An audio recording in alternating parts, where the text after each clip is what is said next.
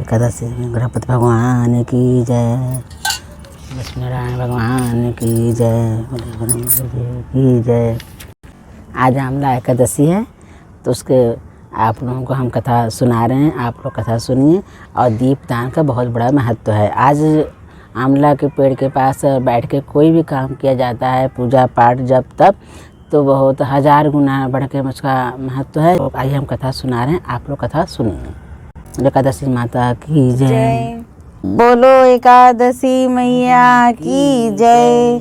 युधिष्ठिर ने कहा, श्री कृष्ण, मैंने विजया एकादशी महात्म्य जो महान फल देने वाला है सुन लिया। अब फागुन शुक्ल पक्ष की एकादशी नाम का और महात्म्य बताने की कृपा कीजिए। भगवान श्री कृष्ण बोले, महाभाग धर्मनंदन, सुनो, तुम्हें इस समय वह प्रसंग सुनाता हूँ जिसे राजा मांधाता के पूछने पर महात्मा वशिष्ठ ने कहा था। फागुन शुक्ल पक्ष की एकादशी नाम आमलकी है। इसका पवित्र व्रत विष्णु लोक की प्राप्ति कराने वाला है। मांधाता ने पूछा, द्विज श्रेष्ठ, यह आमलकी कब उत्पन्न हुई, मुझे बताइए। वशिष्ठ जी ने कहा, महाभाग सुनो, पृथ्वी पर आमलकी की उत्पत्ति किस प्रकार हुई यह बताता हूँ। आमलकी महान वृक्ष है जो सब पापों का नाश करने वाला है।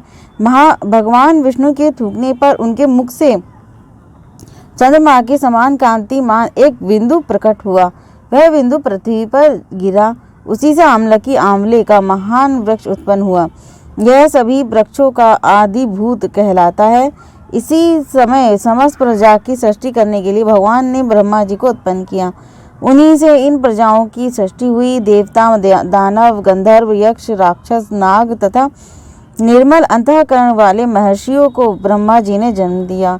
उनमें से देवता और ऋषि उस स्थान पर आए जहाँ विष्णु प्रिय आमलकी का वृक्ष था।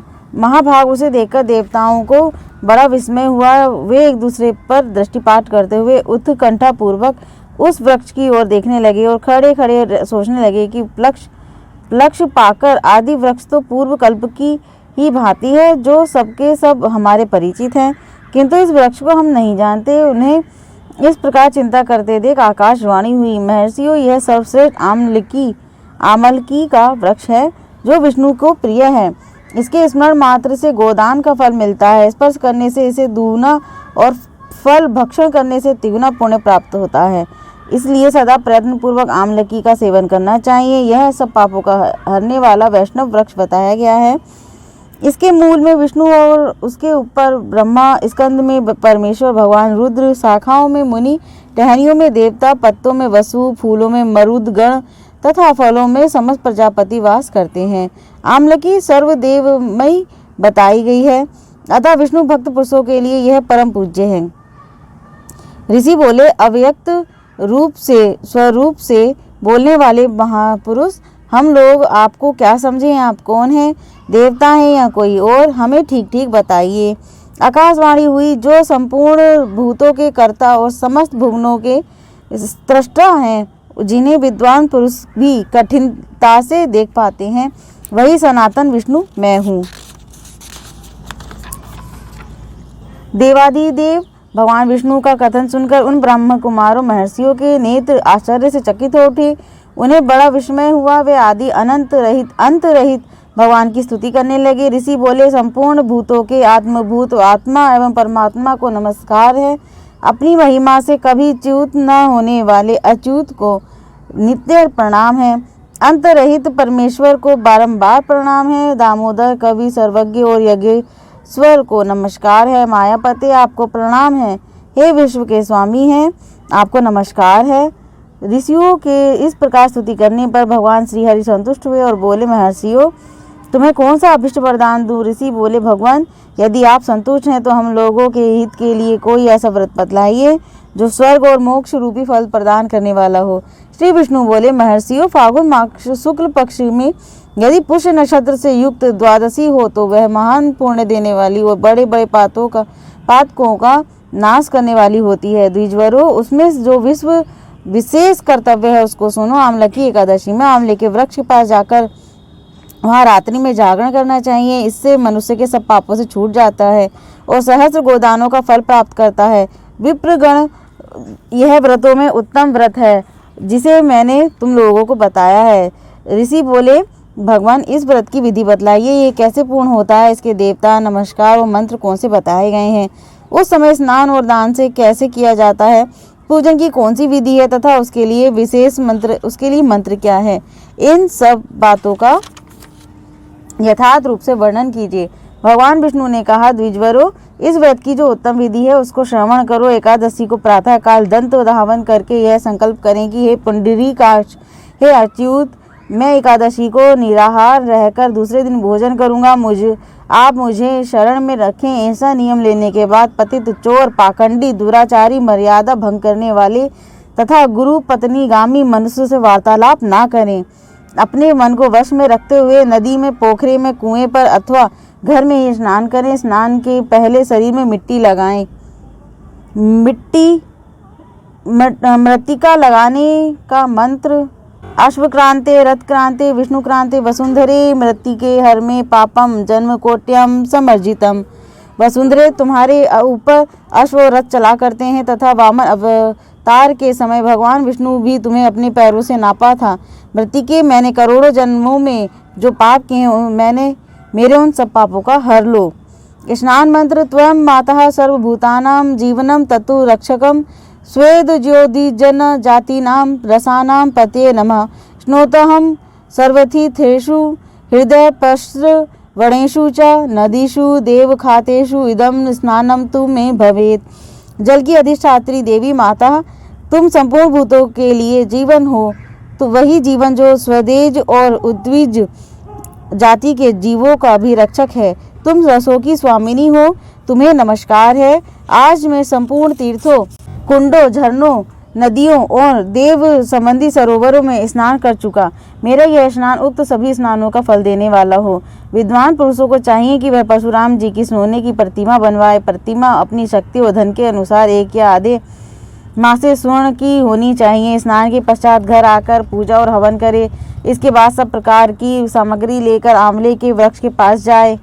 वहाँ वृक्ष के चारों ओर जमीन की झाड़ बुहार लीप पोत कर शुद्ध करे। शुद्ध की हुई भूमि में मंत्र पाठ पूर्वक जल से भरे हुए नवीन कलश की स्थापना करे। कलश में पंचरत्न और दिव्य गंध आदि छोड़ दे। श्वेत चंदन से उसको चर्चित करे। कंठ में फूल की माला पहनाए। सब प्रकार के धूप की सुगंध फैलाए। चलते हुए दीपकों की श्रेणी सजाकर रखे। तात्पर्य यह है कि सब ओर से सुंदर और मनोहर दृश्य उपस्थित करे। पूजा के लिए नवीन छाता, जूता और वस्त्र भी मंगा कर रखे। कलश के ऊपर एक पात्र रखकर उसे दिव्य लाजो खीलों से भर दे। फिर उसके ऊपर स्वर्ण में परशुराम जी की स्थापना करे। विश्वकाय नमः कहकर उनके चरणों की, विश्व रूपीण नमः से उनके दोनों घुटनों की, उग्राय नमः से जांघों की, दामोदराय नमः से कटी भाग की, पद्मनाभाय नमः से उदर की, श्री वत्सधारिणे नमः से वक्षस्थल की, चक्रिणे नमः से बाईं बाह की, गदीने नमः से दाहिनी बाह की, वैकुंठाय नमः से कंठ की, यज्ञमुखाय नमः से मुख की, विशोक निधये नमः से नासिका की, वासुदेवाय नमः से नेत्रों की, वामनाय नमः से ललाट की, सर्वात्मने नमः से संपूर्ण अंगों तथा मस्तक की पूजा करे। ये ही पूजा के मंत्र हैं। तदंतर भक्ति युक्त चित्त से शुद्ध फल के द्वारा देवादिदेव परशुराम जी को अर्घ्य प्रदान करे। अर्घ्य का मंत्र इस प्रकार है। नमस्ते देव देवेश जामदगन्य नमस्तुते ग्रहणार्घ्यमीं तद मामलक्ययुतं हरे। देव देवेश्वर जमदग्नि नंदन श्री भगवान विष्णु परशुराम जी, आपको नमस्कार है। आम्र के फल के साथ दिया हुआ मेरा यह अर्घ्य ग्रहण कीजिए।